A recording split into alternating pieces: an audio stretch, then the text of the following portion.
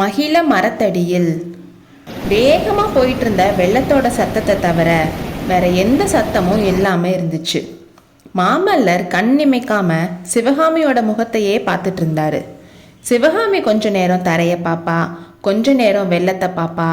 நடுவில் மாமல்லரோட கண்களை ஒரு செகண்ட் பார்த்துட்டு முகத்தை திருப்பிக்குவா. சுகரிஷியும் மாமல்லரையும் சிவகாமியையும் மாறி மாறி பார்த்துட்டு கடைசியில் பொறுமை இழந்து அங்கேருந்து கிளம்பி போயிடுச்சு. சிவகாமி, என்ன யோசிச்சுட்டு இருக்கன்னு மாமல்லர் கேட்டாரு. சிவகாமி மாமல்லரை பார்த்து, கொஞ்ச நேரத்துக்கு முன்னாடி தண்ணியில் மூழ்கினேனே, அப்படியே வெள்ளத்தோட போயிருக்க கூடாதான்னு யோசிச்சுட்டு இருக்கேன்னு சொன்னான். அப்போ நான் உன்னை தேடி வந்ததெல்லாம் தப்புன்னு சொல்ற, இப்போ கூட ஒன்றும் மோசம் போகலை, வெள்ளம் இங்கே தான் போயிட்டு இருக்குன்னு சொன்னாரு. உண்மைதான், ஆனால் தானா வெள்ளத்தில் மூழ்கி சாகிறதுக்கு மனசு வர மாட்டேதே, அதுவும் நீங்கள் பக்கத்தில் இருக்கும்போதுன்னு சொல்லும் போதே அவ கண்களில் கண்ணீர் தேம்பிச்சு. இது என்ன, ஏதாச்சும் சந்தோஷமா பேசலான்னு பார்த்தா நீ இப்படி பண்றன்னு மாமல்லர் சொன்னாரு. பிரபு, இன்னைக்கு நான் சந்தோஷமா இருந்த மாதிரி என்னைக்குமே இருந்தது கிடையாது. அதனால தான் இன்னைக்கே என் வாழ்நாளும் முடிஞ்சிடக்கூடாதான்னு தோணுதுன்னு சொன்னான். ரொம்ப அழகா இருக்கு நீ சந்தோஷத்தை கொண்டாடுற விதம்னு சொன்னாரு. இந்த ஒரு வருஷமா நான் பட்ட கஷ்டத்தை தெரிஞ்சா இப்படி நீங்க சொல்ல மாட்டீங்கன்னு சொன்னான். கஷ்டமா? உனக்கு என்ன கஷ்டம் வந்துச்சு? உடம்பு ஏதோ சரியில்லையா? ஏன் எனக்கு சொல்லி அனுப்பலன்னு கேட்டாரு. உடம்புக்கு எதுவும் இல்லை, அது 3 வேளையும் சாப்பிட்டுட்டு நல்லா ட்ரெஸ் போட்டுக்கிட்டு நல்லா தான் இருந்துச்சு.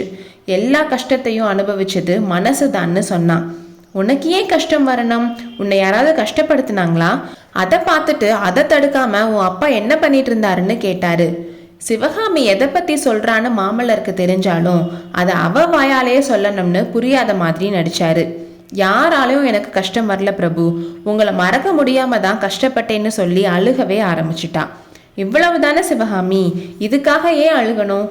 நானும் உன்னோட நினைப்புனால எவ்வளோ கஷ்டத்தை அனுபவிச்சேன் தெரியுமா?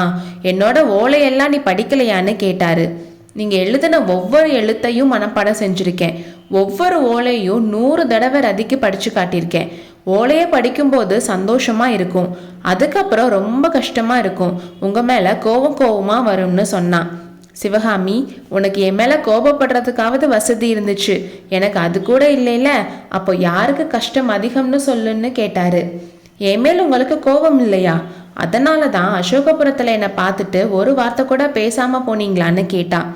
ஆமாம் சிவகாமி, நான் வர வரைக்கும் வீட்லேயே இருக்க சொல்லியும் நீங்கள் கிளம்பிட்டீங்கன்னு எனக்கு கொஞ்சம் கோபம் இருந்துச்சு. ஆனால் அன்னைக்கு ராத்திரியே புயலையும் மழையும் பொருட்படுத்தாமல் நான் வரலையா? எவ்வளோ முக்கியமான காரியங்களை விட்டுட்டு வந்தேன். இப்போ கூட அங்கே என்ன நடந்திருக்குன்னு தெரியல. அதெல்லாம் மறந்துட்டு உன்னோட பொன்னான முகத்தில் ஒரு புன் சிரிப்புக்காக காத்துட்ருக்கேன்.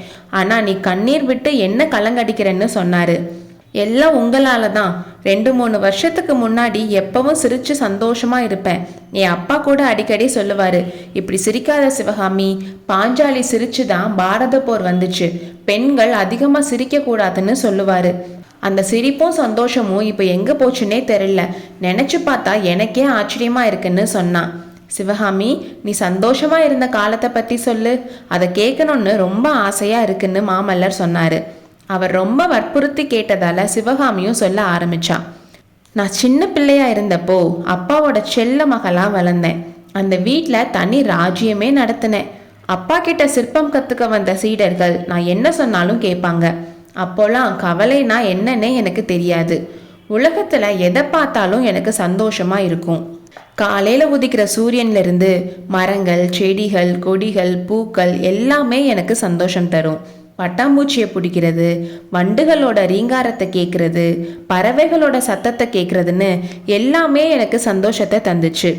நைட்டில் வானத்தில் நிலா, நட்சத்திரங்களை பார்க்கறது கூட சந்தோஷம்தான். இப்படி போயிட்டு இருக்கிறப்போ தான் என் அப்பா எனக்கு நடனம் கற்றுக் கொடுக்க ஆரம்பிச்சாரு. அதில் இருந்து எனக்கு நடனத்து மேலே பைத்தியம் பிடிச்சிருச்சு. எங்கே போனாலும் ஆடிக்கிட்டே தான் போவேன். இப்படி சந்தோஷமா போயிட்டு இருக்கும்போது தான் ஒரு நாள் நீங்க உங்க அப்பாவோட எங்க வீட்டுக்கு வந்தீங்கன்னு சொல்லி சிவகாமி கதையை நிறுத்தினாள்.